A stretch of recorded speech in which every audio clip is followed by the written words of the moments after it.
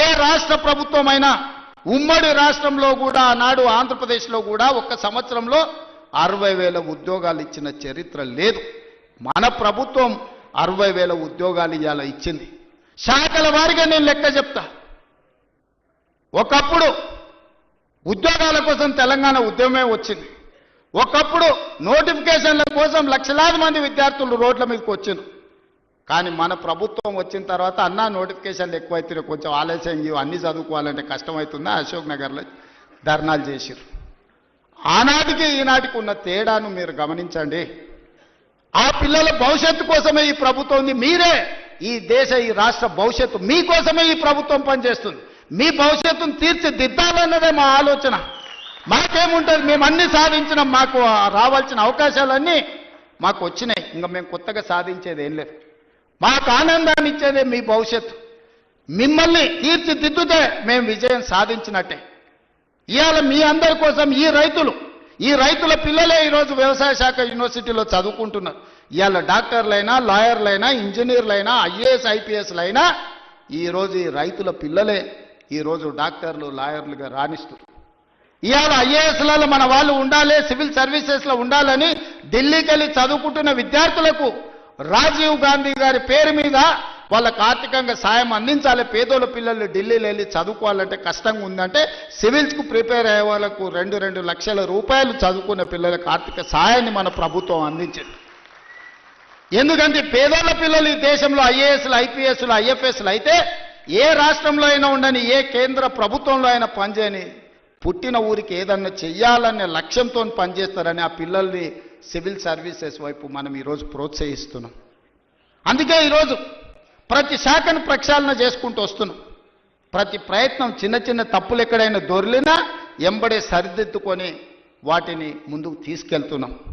మిత్రులారా, ఇవాళ తెలంగాణ రాష్ట్ర ప్రజలకు ఇదొక సంతోషకరమైన శుభదినం. 8-9 రోజుల్లో 9,000 కోట్ల రూపాయలు రైతుల ఖాతాలో పడుతున్నాయంటే నిజంగా రైతులు ఎవరి దగ్గర చెయ్యి చాల్చాల్సిన పని లేదు. ఏ పెట్టుబడికైనా ఇంతకుముందే పెద్ద ఆయన వచ్చి చెప్పిపోయిండు, సార్ ఉత్త ఒడ్లే కాదు, కూరగాయలు పండిస్తే లాభం ఉంది, మొక్క పండిస్తే లాభం ఉంది, ఆలుగడ్డలు పండిస్తే లాభం ఉంది, నేను పెట్టుబడి పెట్టిన దానికంటే నాకు అధికంగా లాభం వచ్చింది, డ్రిప్ ఇవ్వాలని పెద్ద ఆయన వచ్చి చెప్పిపోయిండు. దాని నుంచి మనం నేర్చుకోవాల్సిన అవసరం ఉంది. ఒకప్పుడు డ్రిప్, స్ప్రింక్లర్స్, వ్యవసాయ పనిముట్లు ఆనాడు ఉచితంగా లేకపోతే 90% సబ్సిడీతో కాంగ్రెస్ ప్రభుత్వం ఇచ్చింది. ఇవాళ అవన్నీ మాయమైపోయినాయి. అందుకే మళ్ళీ వ్యవసాయ శాఖ మంత్రి గారికి నేను సూచన చేస్తున్నా, వ్యవసాయ పనిముట్లను రైతులకు అందించి మంచి పంటలు పండించడానికి అవసరమైన కమర్షియల్ క్రాప్స్ను ప్రోత్సహించాల్సిన అవసరం ఉంది. ఎందుకంటే వ్యవసాయం లాభసాటిగా కావాలి. వ్యవసాయం వ్యవసాయ కుటుంబంలో 4 ఉంటే ఒకరు కుటుంబాన్ని చూసుకోవాలి, ఒకరు వ్యవసాయం చూడాలి, ఒకరు ఉద్యోగం చేయాలి, ఇంకొకరు వ్యాపారం చేయాలి. అప్పుడే ఆ కుటుంబం ఆర్థికంగా నిలబడుతుంది. అప్పుడే రాష్ట్రం అభివృద్ధి పదం వైపు నడుస్తుంది. రాబోయే 10 సంవత్సరాలలో తెలంగాణ ఎకానమీని $1 ట్రిలియన్ ఎకానమీ చేయాలంటే వ్యవసాయం లాభసాటిగా మారాలి. రైతుల పెట్టుబడికి 2 లాభం వచ్చినప్పుడే తెలంగాణ రాష్ట్ర ఆర్థిక వ్యవస్థ అభివృద్ధి పదం వైపు నడుస్తుంది. మరి తెలంగాణ రాష్ట్ర ఆర్థిక వ్యవస్థ అభివృద్ధి పదం వైపు నడపాలంటే పరిశ్రమలు పెట్టే వాళ్ళకి సబ్సిడీలు ఇవ్వడమే కాదు, పరిశ్రమలు పెట్టే వాళ్ళకి భూములు ఇవ్వడమే కాదు, వ్యవసాయం చేసుకుంటున్న పేద రైతులకు కూడా సబ్సిడీలు ఇవ్వాల్సిన అవసరం ఉంది, ఇన్సెంటివ్లు ఇవ్వాల్సిన అవసరం ఉంది, టెక్నాలజీని బదిలీ చేయాల్సిన అవసరం ఉంది, సాంకేతిక నైపుణ్యాన్ని నేర్పాల్సిన అవసరం ఉంది. ఈరోజు టెక్నాలజీలో ఏఐ టెక్నాలజీ వచ్చింది. రైతుకు తెలీదు పాపం, 2 ఎకరాలలో ఒడ్లు పండిస్తే మొత్తానికి యూరియా చల్లుతాడు. కానీ ఎక్కడ సమస్య ఉందో అక్కడనే చల్లగలిగిన సాంకేతిక నైపుణ్యాన్ని తెస్తే ఎరువుల బాధ తప్పుతుంది, కలుషితమైన ఆహారం తగ్గుతుంది, భూమి సారవంతమైన నేలగా ఉంటుంది.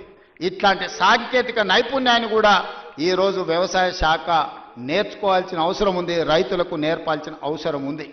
అదేవిధంగా ఈరోజు వ్యవసాయ పంపు సెట్లు సంవత్సరానికి దాదాపుగా 17,000 కోట్ల రూపాయలు ఉచిత విద్యుత్తుకి ఈరోజు మనం ఖర్చు పెడుతున్నాం.